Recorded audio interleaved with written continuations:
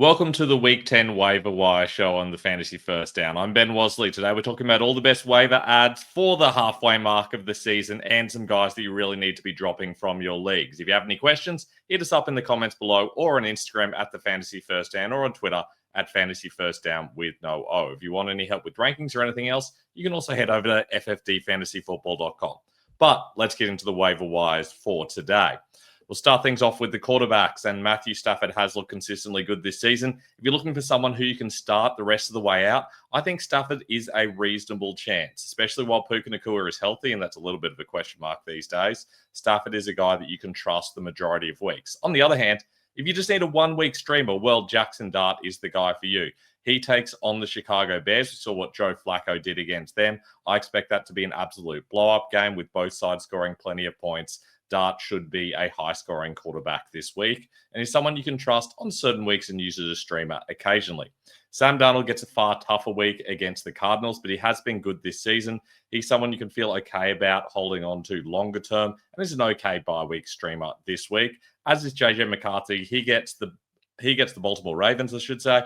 They have been solid as a matchup so far this season. They've conceded a lot of points to quarterbacks and running backs, so it'll be interesting to see which way the Vikings attack this. But I think McCarthy showed last week against the Lions that he can be a solid option for the rest of the season. I think we saw that last season with Kirk Cousins, or beyond, last season with Sam Darnold and season before with Kirk Cousins, that you can start Vikings quarterbacks, and nothing's really changed since then. So McCarthy's someone you can pick up and feel okay about having on your bench as a bye-week filler, or as someone, if you've lost Jaden Daniels, you can maybe even start for the remainder of the season. Running back-wise, and it's another Viking, Aaron Jones was the clear number one over Jordan Mason before his injury this past weekend. He gets a great matchup against the Ravens. If he's healthy, someone you should definitely be picking up because people have been dropping him. Woody Marks does seem to be taking over from Nick Chubb, and while they're both rosterable, it is Marks that's the guy that you want moving forward. He will start to get more and more of the load as things go forward. Kyle Manangai obviously had that big blow up, and we saw that coming. I ranked him as my wide receiver, I'll say 11 or 12 last week. He gets a fantastic matchup against the Giants. Realistically, even if DeAndre Swift is back, I'm still starting Manangai because they were splitting snaps before the injury. And Trey Benson should be back soon-ish.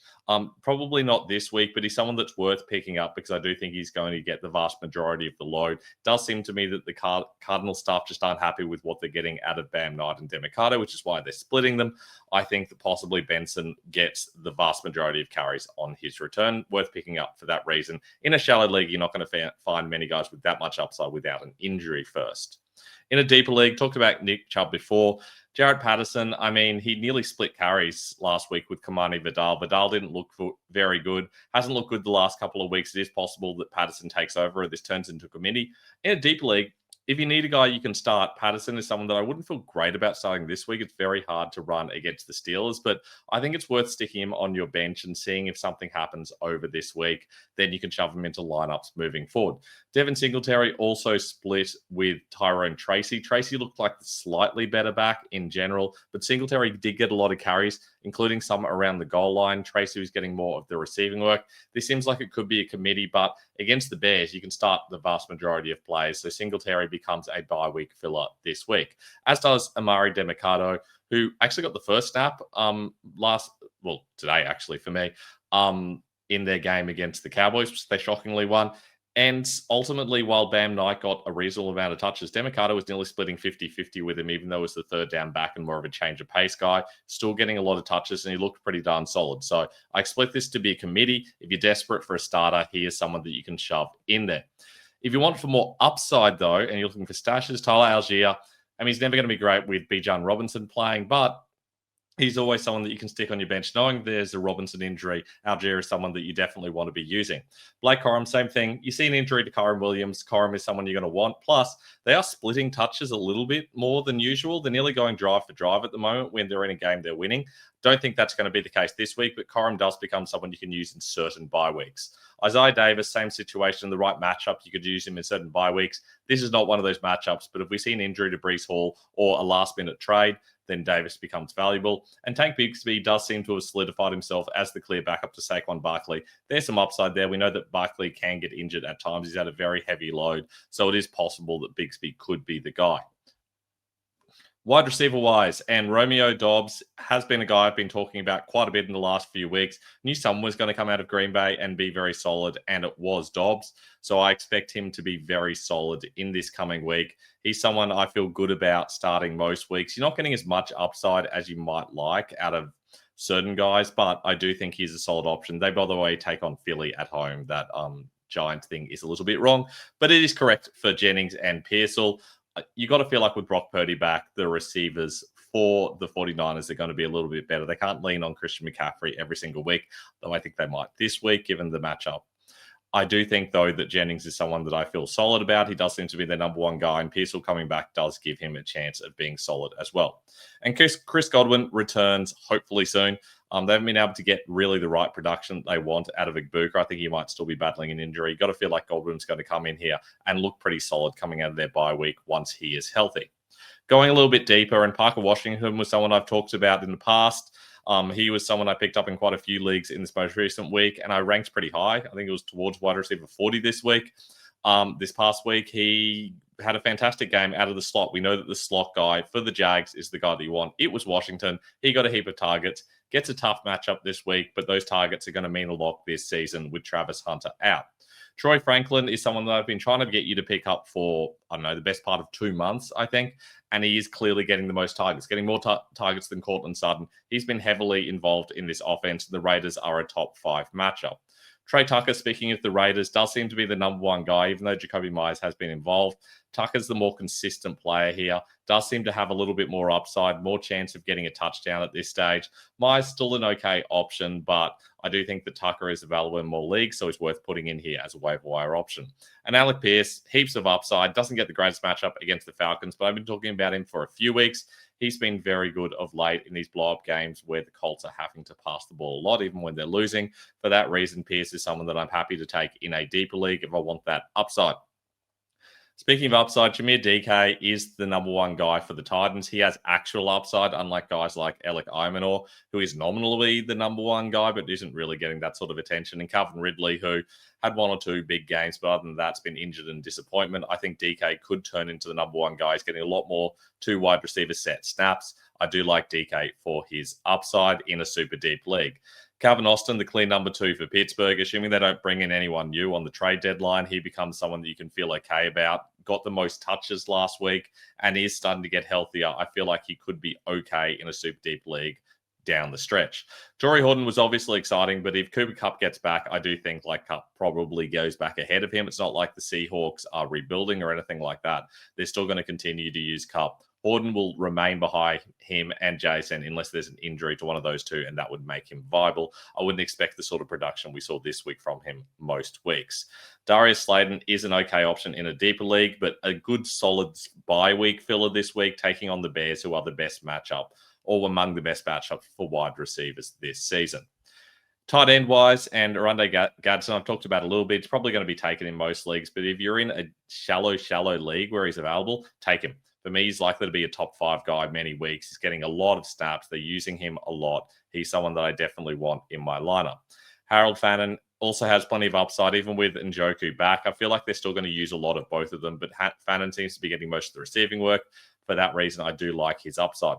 Colson Loveland, I talked about last week as a good streamer and pickup. Unsurprisingly, he was solid, but it really was helped by the Cole Kmet injury. If Kmet had played the whole time, I don't think Loveland has the blow-up game he had.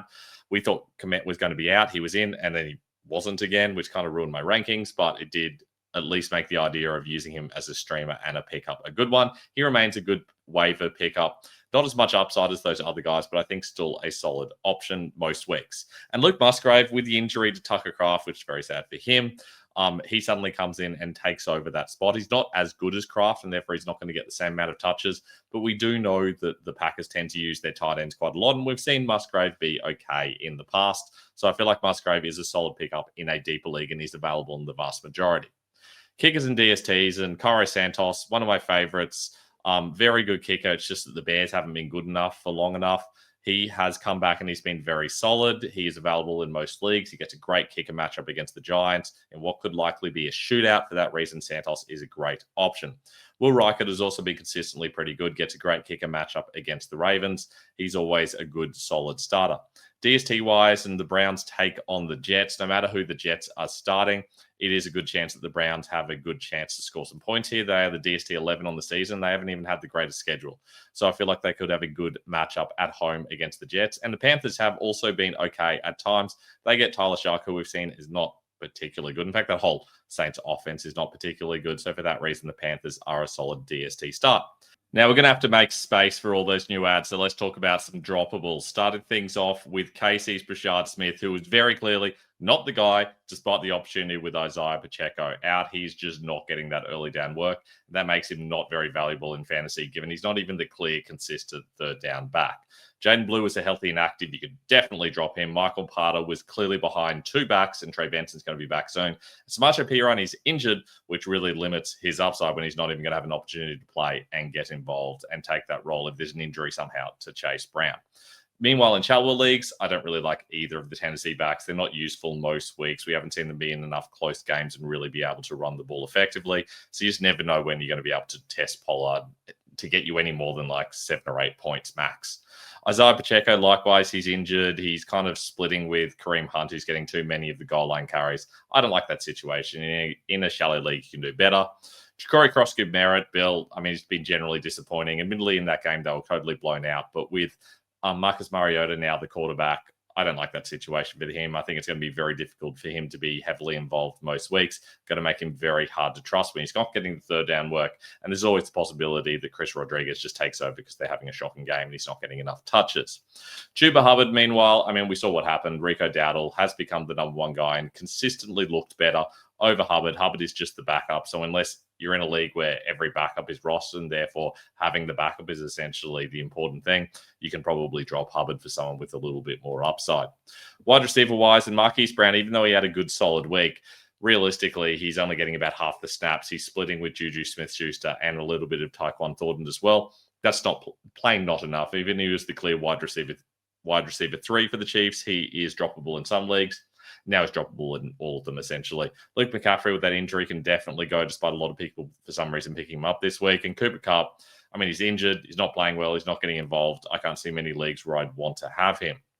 In a shallower league, I don't like what's going on with Matthew Golden. He's struggling with injuries. Role's not clear. Dontavian Wicks is back soon. We've already got Christian Watson back, and Jalen Reed's already back. So I just feel like in many leagues, Golden is not worth rostering. Kendrick Bourne, again, we've got Ricky Pearsall probably coming back in week 10, plus possibility of Brandon Ayuk at some stage. Unless you're in a really relatively deep league, I think Bourne could go. Keon Coleman in a shallow league, they're just not using him effectively. They are using Khalil Shakir and then a whole mix of everyone else. I feel like you can drop Coleman in most leagues, which is disappointing because he was a guy that I was quite excited about both of the last 2 seasons, in fact. Dano Mooney in a game where they really should have been heavily involved. It was a real shootout where we saw a lot of Drake London, and Mooney gets 1 catch. That is not enough for any shallow league at all. And Kayshon Boutte, injured, not getting used enough, very inconsistent. A shallow league can go. In a deep league, definitely keep him because I feel like there's still some upside there on some weeks. But in a shallower league, you can do better. Quarterback and tight end, Jaden Daniels obviously out with that injury. CJ Stroud injured as well, so Davis Mills comes in. I would be dropping Stroud regardless. And in a shallower league, I'm dropping Bo Nix. I know that's a bit of a hot take because you're probably taking him as the 7th or 8th quarterback overall. He's got some tough games coming up in a bye week. I really don't like that situation for Nix. I feel like you're going to find better pretty much anywhere, unless you're in a league which has a lot of the quarterbacks being rostered, despite the fact it's a relatively shallow league. I would be dropping Nix. Tight end wise, and I'd also be dropping Knicks' tight end, Evan Ingram. Been talking about this for a while. They're just not using him effectively. He's out there on at most 50% of snaps, and he's getting hardly any targets most weeks. That makes him very inconsistent. Tucker Kraft, obviously injured, unfortunately, so he can go. Janu Smith and really all of the Steelers' tight ends are just not being used consistently enough. You don't know what you're going to get out of them from week to week. That makes them impossible to roster. Noah Fant, this whole situation with the Bengals, I know Fant's getting rostered in a lot of leagues. They seem to keep playing against him. Kind of gets a little bit lucky occasionally, but this is an ugly situation. And in most leagues, you can do better. Unless you're in like a 14, 16 team league, there's really not particularly good reason to have Noah Fant unless you're absolutely desperate. And Zach Ertz in a shallow league, realistically, is a bit touchdown and bust at the moment. With Marcus Mariota, I just don't like this situation. We know there's going to be some checkdowns to Ertz, but I feel like there's going to be a lot of these weeks where he's only getting 15 or 20 yards and he's totally busting. There's probably better tight ends out there in a shallower league. And that's all we've got for our waivers for this week. Got any questions? As always, hit us up on my socials. Look forward to chatting to you guys in the coming days for the streamers and stashes. So I will see you soon.